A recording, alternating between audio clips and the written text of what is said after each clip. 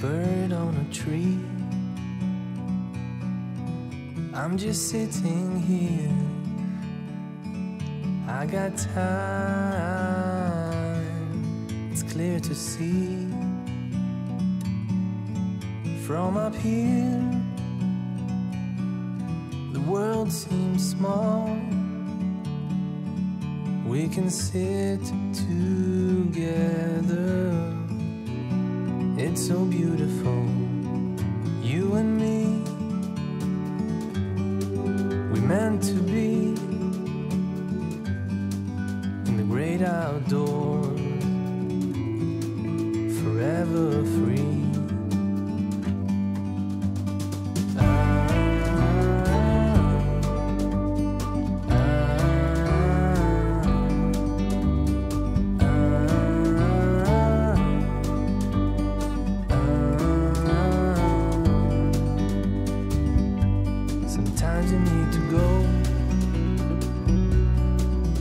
Take a step back to see the truth around you. From a distance you can tell.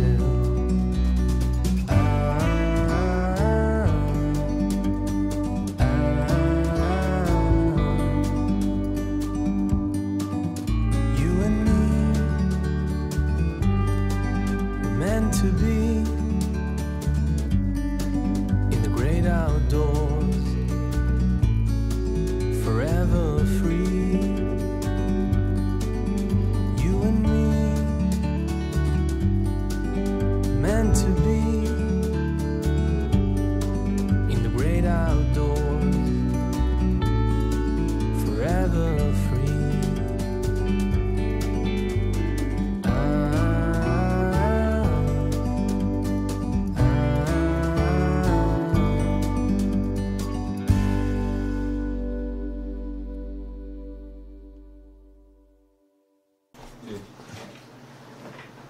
안녕하세요. 안녕하세요. 네. 여름철에 굉장히 더웠는데 잘 지내셨어요? 네. 그래서 이게 다른 것보다 이게 불교가 굉장히 이제 어렵기도 하지만 또 한영훈 선사의 그 사상을 배우게 또 새롭게 이제 우리가 이렇게 인식한다 그러나 그것 때문에 그런 걸 위해서라면은 또 이 시간이 또 좋은 시간인 것 같습니다. 저도 이거를 처음 봤어요. 불교대전을. 이제까지. 그 조선불교 유신론도 봤지만은 불교대전을 이제 이 불교대전이라는 책을 소개를 받았는데 이게 아무리 읽어도 이게 무슨 내용인지 모르겠더라고요. 여기 보면은 뭐 굉장히 낯설고 책도 두껍고 그래서 고민을 많이 했어요. 근데 마침 이제 선생님께서 고영순 교수님께서 그 정리를 잘 해서 이제 저한테 페이퍼를 주셨습니다. 그걸 보고서 이제 불교대전을 이제 따라 들어갈 수가 있게 됐어요. 깊이 들어가 봤거든요. 근데 불교대전이 대단한 책이더라고요. 이게 그냥 저는 단순히 그냥 불교를 이렇게 수많은 경전을 편집한 거로 알았는데 그게 아니라 이제 조선불교 유신론에서 그 만해 선사가 그 피력했던 그 조선불교의 유신을 위한 어떤 대계를 거기서 이제 이분이 생각하셨다면 이제는 본격적으로 들어가셔가지고 그 해인사에서 그 팔만대장경인가요? 그걸 전부 다 보시고 네, 통도사요. 그걸 다 보시고 그걸 전부 다 이렇게 분류를 하신 거예요. 그래서 그 분류하는 방법도 이제 저희가 이런 말이 있지 않습니까? 형식은 내용을 규정한다고. 그 형식 속에는 그 만해선사의 그 고민이 들어있는 것 같아요. 그게. 그래서 오늘 이걸 보면서 조선불교 유신론에서 제가 이해하지 못했던 것들이 하나씩 다 해결이 되는 것 같습니다. 그래서 이게 제목이 지금 불교대전의 C줄과 R줄, 이게 형식적인 문제를 하셨어요. 그래서 일단 제 얘기는 좀 줄이고요. 선생님께 이 불교대전이 도대체 무슨 내용인가. 그리고 홍성 지역에서도 조선불교 유신론도 안 보지만은 불교대전은 입에 꺼내는 사람도 없어요. 그래서 오늘 이게 굉장히 의미 있는 시간이고요. 만해선사의 그 철학으로 접근하는데 굉장히 중요한 저작이라고 봐서 그 선생님의 그 말씀을 많이 듣도록 하겠습니다. 예, 그러면 고영석 교수님을 소개해 올리겠습니다. 예.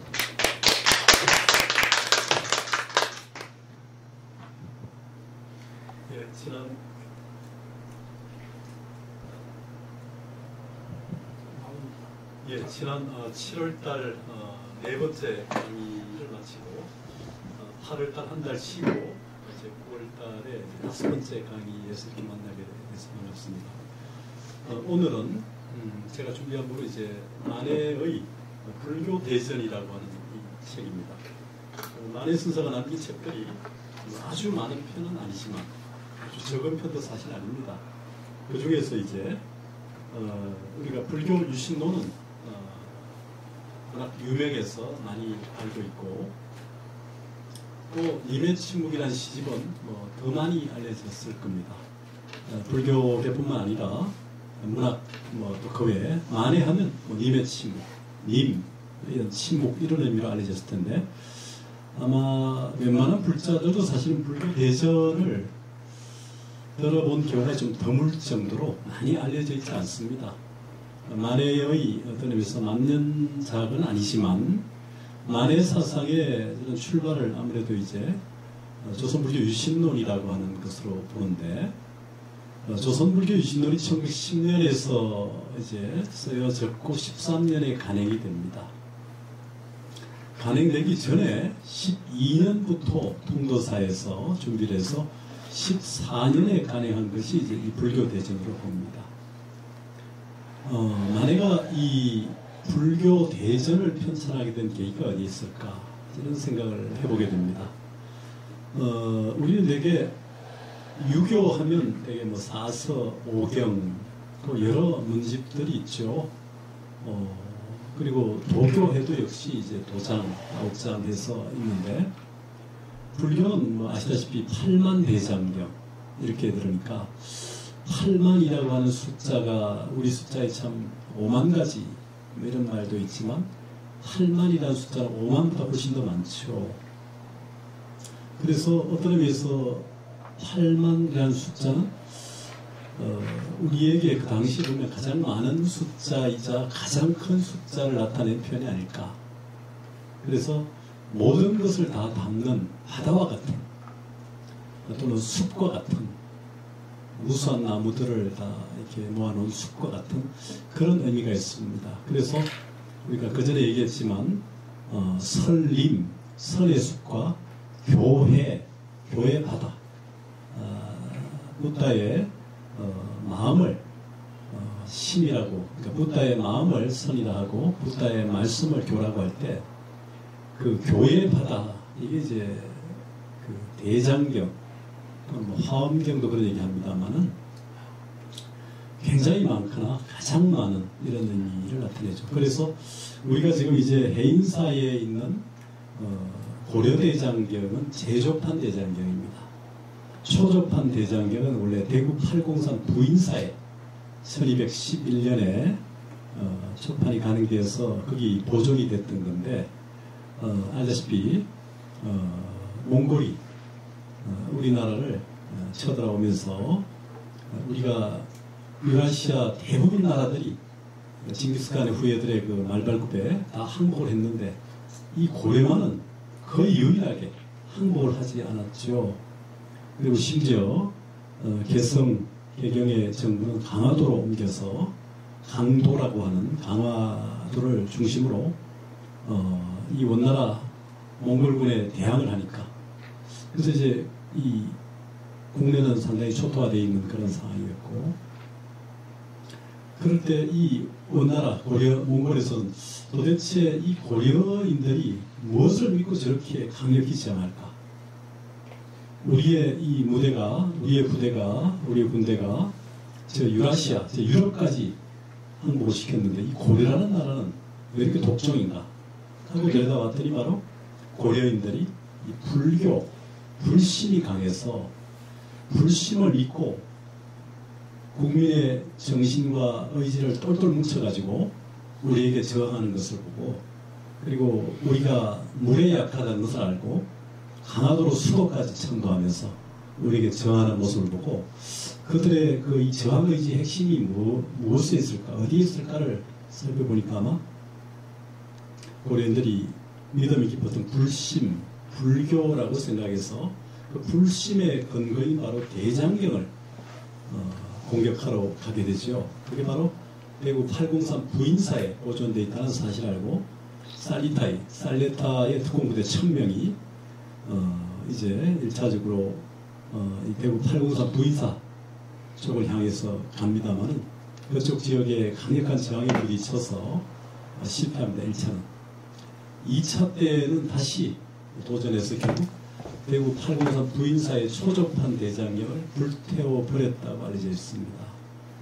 그래서 이제 결국은 결과적으로 고려 정부는 몽골에게 항복이라 볼 수도 있지만 어떤 휴전일 수도 있죠.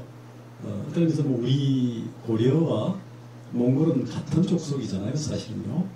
맥코리아 하는 것처럼. 그러니까 강하게 부딪힐 수 있던 것 같기도 하고, 결과적으로 이제 몽골 시기에 고려풍도 유지하면서 또 우리 그 고려 왕실의 그 왕이 몽골 황제의 딸과 결혼하는 이런 방식을 통해서 어떤 이제 제휴 같은 방식을 취했다 보는데요.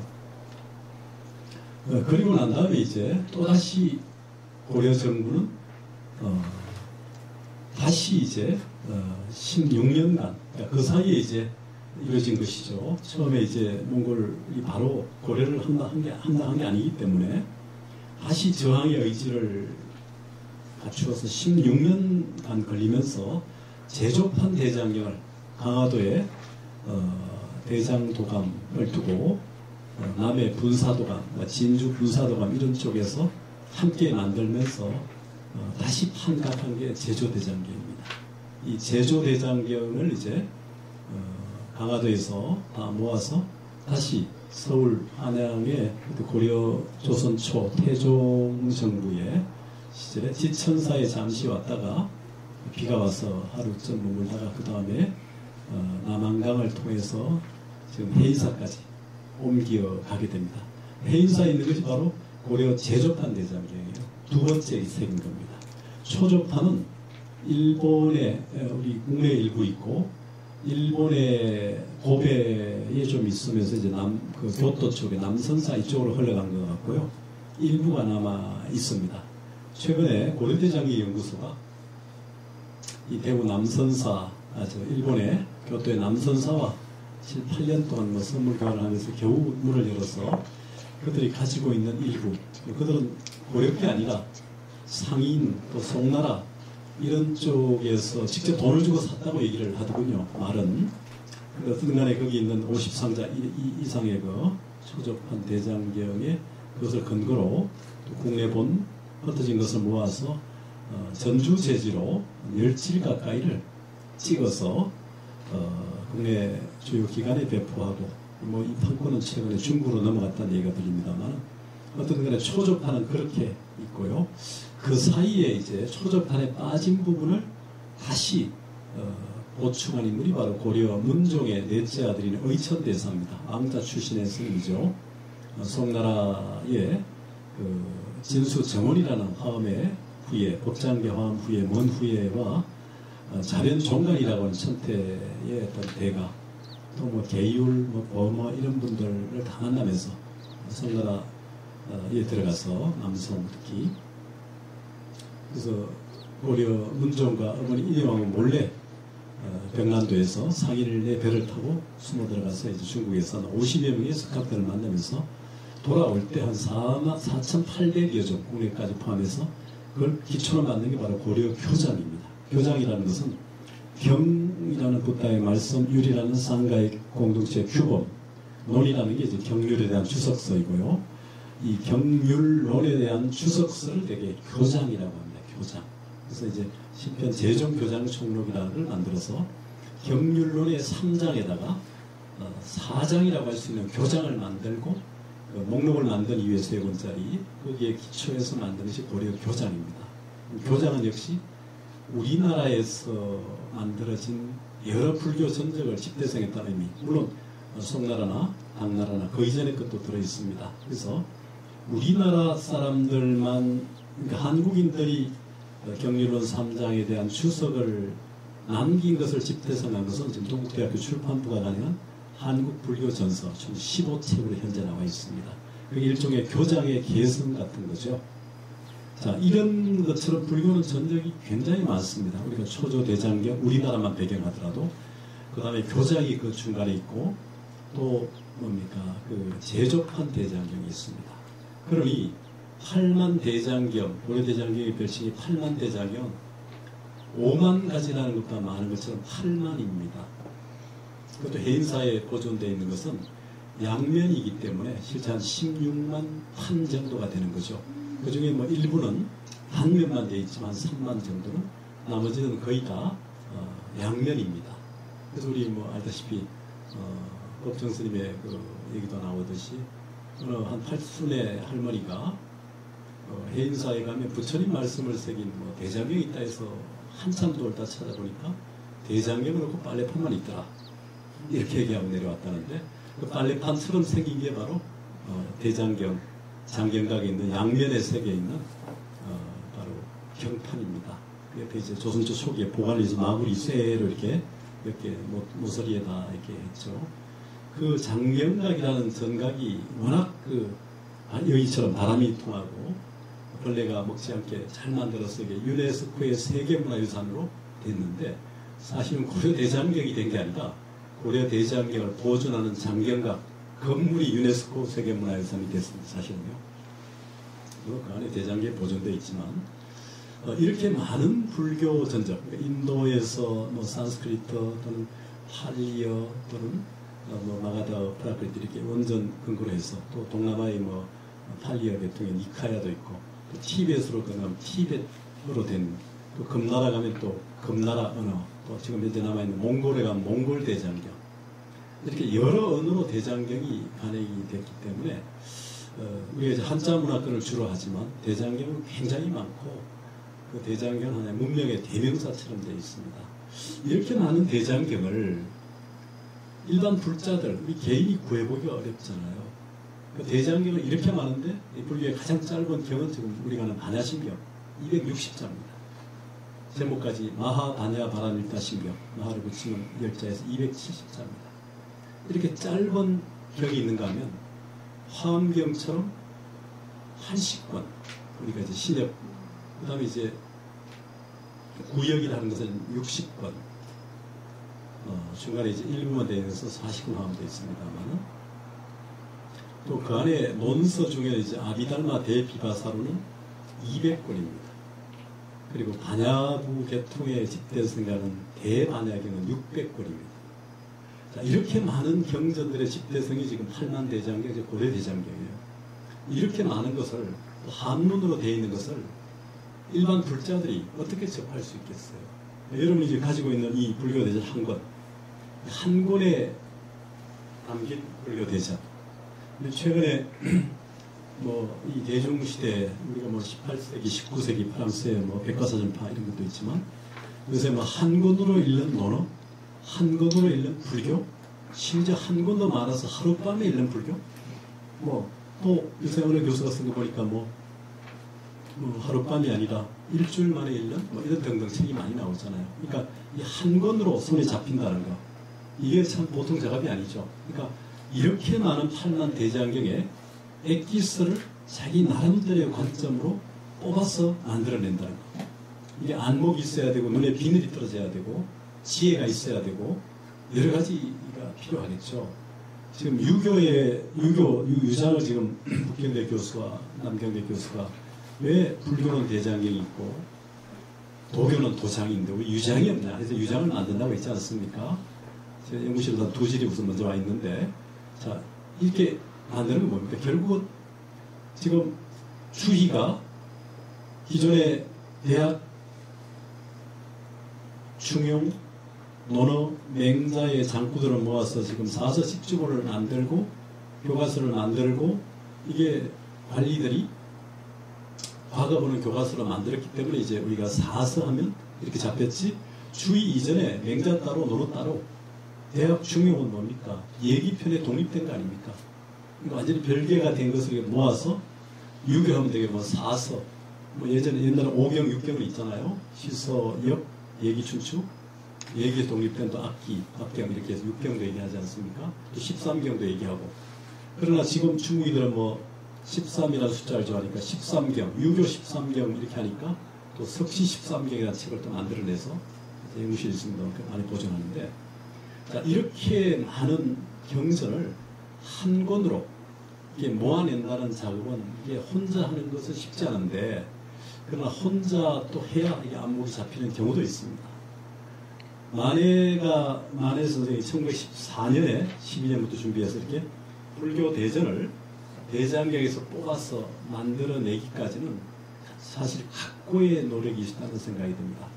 만해는 왜 이런 책을 만들어내려고 했을까요? 이게 이제 문제인데, 우리가 오늘 페이퍼에 있듯이 만해가 결국 이제 출간 이후에 여러 얘기들을 했습니다만, 일본으로 건너가기 전에 시베리아도 가고 죽음 총탄을 맞아서 이렇게 채머리를 흔드는 그런 병정의 병도 생기고 했지만, 결국은 유신해야 되겠다는 것. 그것은 불교 유신으로 귀결됐지만, 당시 조선의 현실이 유교 성리학은 이미 뭐 해체 기능을 잘 못했고, 뭐 도교의 흔적은 그냥 민속화 토착으로 이렇게 돼 있고, 이런 상황에서 서양 문물이 물결이 밀려오고, 이런 상황에서 결국 우리나라의 사상을 유신해야 되겠다. 결국 그건 이제 불교 쪽으로 귀결됐죠. 그나마 실체가 있는 현실에서.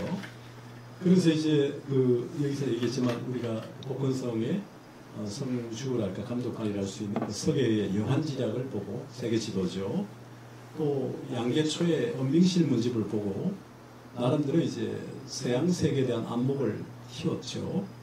그 과정 이후에 실제 서양을 볼 수 있는 상황이 아니었기 때문에 무슨 동경으로 건너가게 되죠. 동경은 당시 일본이 메이지 유신 이후에 서양 건대를 타라 이프론에 입각해서 서양 건대를 압축적으로 받아들이려고 하는 시점이었기 때문에 이 동경은 이미 유럽의 그 모델을 그대로 옮겨놓을 정도로 아시아에서 가장 대표적인 유럽식 도시처럼 돼가고 있는 현실에서 만해는 이 건너가서 일본의 동경에 있는 고마자와대, 지금 구텍 대학이죠. 고마자와 다이가쿠라는 여기에서 4월 초부터 한 9월 한 중순 정도, 많게는 한 5개월, 짧게는 한 4개월, 며칠 있었던 거로 지금 추정이 되는데요. 거기서 이미 조선 대안에서 봤던 서구 인식, 또 거기 가서 서계여 또 양계초를 통해서 봤던 그 배경 위에 흑자와 유키치라는 일본의 계몽주의 사상가의 여러 책들을 보고, 심지어 고마자와 대학의 그 아스타 후산 교수에게 서양 철학 강의도 들었고, 또 나름대로 거기에서 서양 철학사를 예를 들어 이노우에 데스치로나 이노우에 엘리오, 카니에 요시마루 같은 저술을 보면서 나름대로 자덕을 했던 부분이 많은 것 같아요. 굉장히 많은 것을 보고 왔지 않나 생각됩니다. 저도 1년 동안 보스턴에 살면서 우리가 국내에서 알았던 부분하고 왜 이렇게 많이 다른가? 그런 생각을 많이 가졌던 것은 뭐냐면, 국내 신문에 또 국내의 여러분들이 되게 미국을 유학 다녀왔던 지식인들이나 교수들이 전부 미국에 대한 부정적 인식을 독식하고 이제 그래서 우리 사회도 그렇게 알려져 왔는데, 막상 현실에서 느낀 것은 좀 달랐습니다.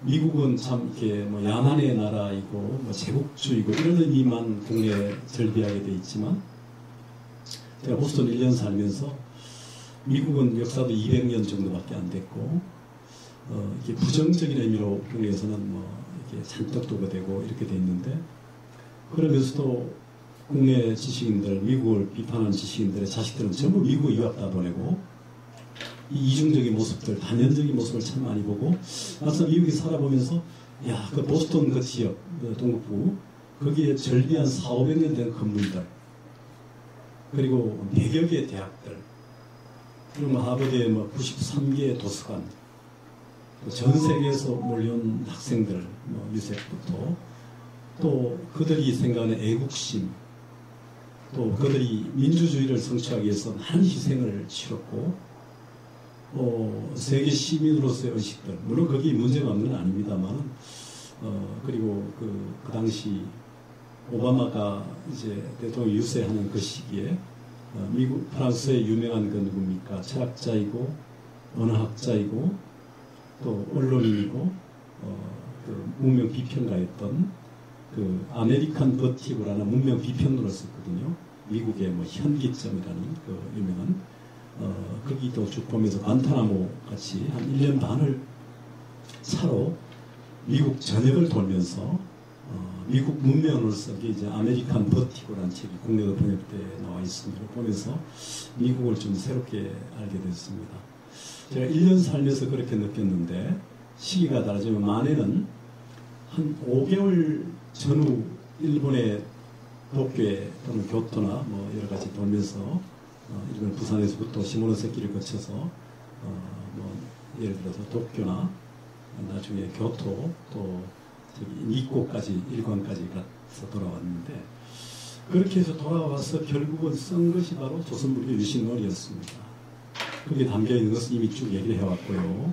거기 이제 불교의 본질을 비롯해서 조선불교가 개혁해야 될 모습을 쭉 나야 됐는데 그런 문제의식의 소산 그리고 거기 속에서 그가 봤던 사상의 연쇄 아까 얘기했던 서계여, 양계초, 국자 유키지를 통해서 베이컨, 칸트, 데카르트, 플라톤의 대동설, 루소의 평등론, 육상산량 왕행의 심학적 이렇게 만났던 이런 부분이 이제 결국은 아마 양계초 내지는 특히 국자 유키지 같은 책을 통해서 그렇게 보인 모습도 있습니다만 그 나름대로 자신이 강원에서 전통 강원의 그 사집, 사교, 대교까지 보면서 그 전통 한학을 익혔던 입장에서 그리고 일본이라고 하는 그 어떤 전통 한학도 보면서 일본이 건대해가는 과정 그리고 거기서 이제 많은 생각을 했던 것 같아요. 그러면서 이제 한번 또 느꼈던 게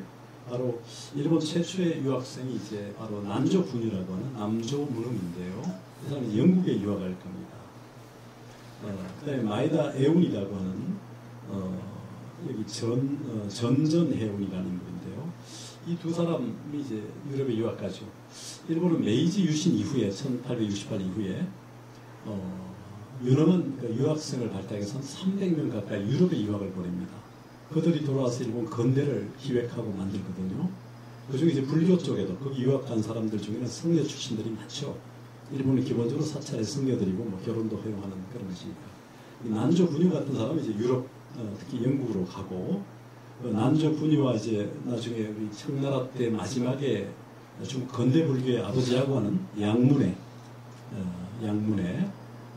이런 인물들에 의해서 이제 대성 기신론이라고 하는 내성불교 교과서 같은 것이 이제 재현이 되고 나중에 영역까지 됩니다만 이 난조 군유와 마에다 에운 같은 인물이 바로 이제 유럽에 가서 역시 유럽의 근대 문물을 만나면서 그들도 아마 상당히 충격과 함께 어떻게 우리 일본을 새롭게 준비해야 될까를 메이지 유신 이래 아마 고민했던 것 같고요.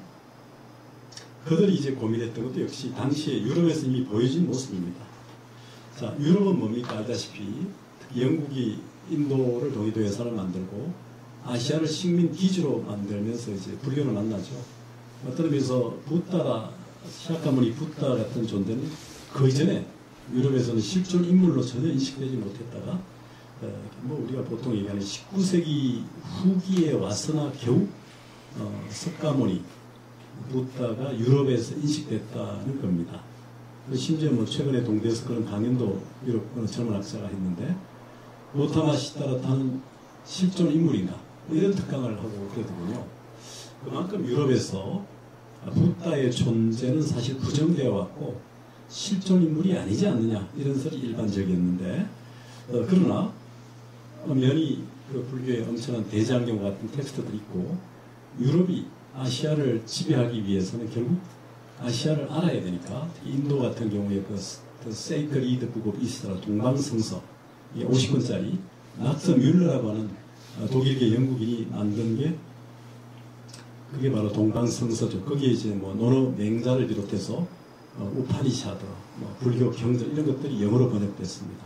이게 적어도 1800년대 후반이니까요. 이런 책들이 이제 번역되면서 아시아에 대한 이해가 생겨서 1912년인가요?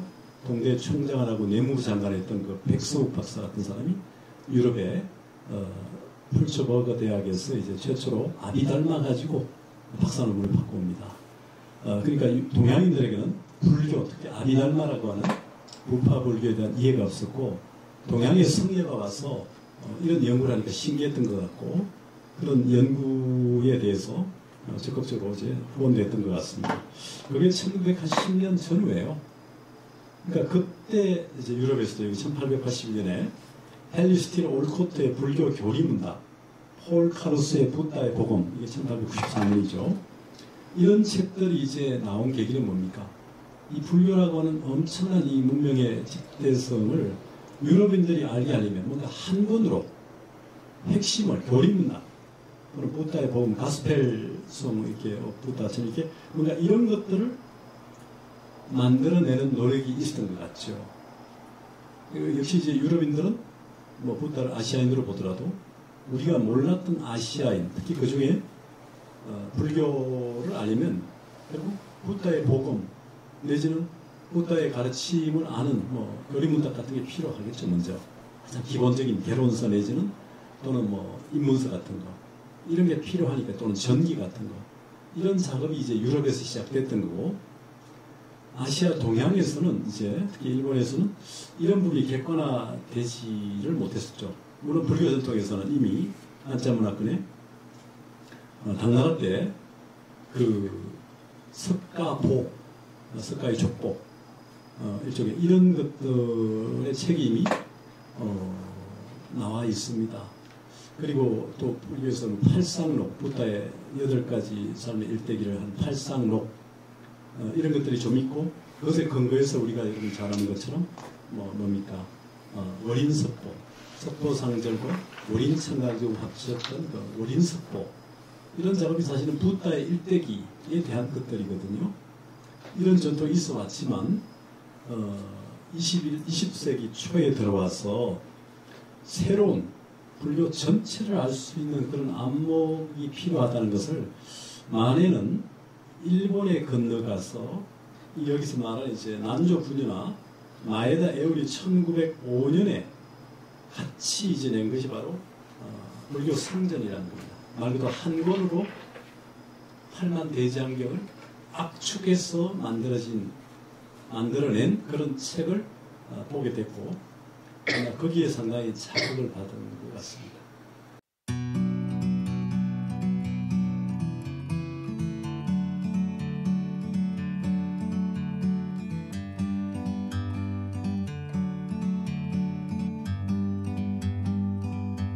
Like a bird on a tree, I'm just sitting here. I got time, it's clear to see. From up here, the world seems small. We can sit together.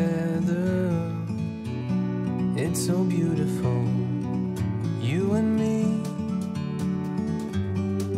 We meant to be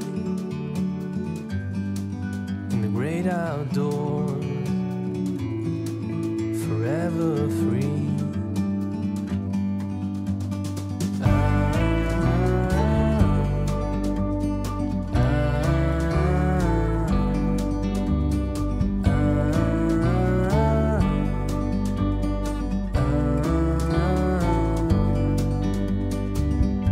Sometimes you need to go and take a step back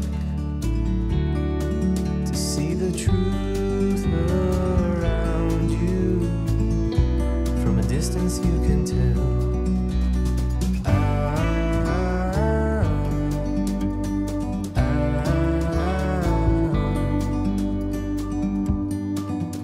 You and me were meant to be